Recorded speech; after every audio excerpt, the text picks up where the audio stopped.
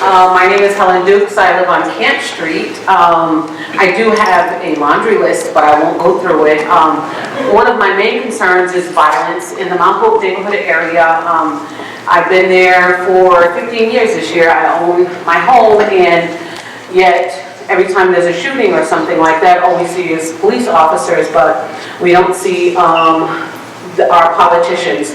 And I'm talking about them all. They should be there. If there's violence in one area, it doesn't matter. They should be there. That's what I think is a part of your job. So I think that's my biggest concern, is because the economic structure over here in Mount Hope, which is probably a drag on Ward 3, I want to know, what are you going to do about the economic situation, about job creation, and also about education. You guys talk about the school and all these things. We've been talking about this already. My daughter already graduated from Martin Luther King, and she's in Bishop, heading to high school, and it's still the same issues.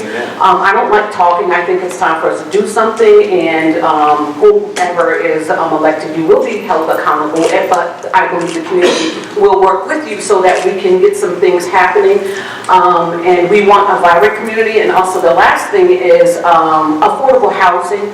Unfortunately, that is being done away with because we have prime property. We're being squeezed by Merriam and Brown, and people who have lived there their entire lives, matter of fact, 3, 4, 5 generations, they no longer have any opportunities to move over there because the homes cost too much, the taxes are going up, so people are actually being displaced again and again. This is happening all over the country. So I want to know what can be done. And I'm sorry, one last thing. In my community, and I know I'm speaking for a lot of us, don't know a lot about politics and what you're supposed to be doing as a council person or a state rep.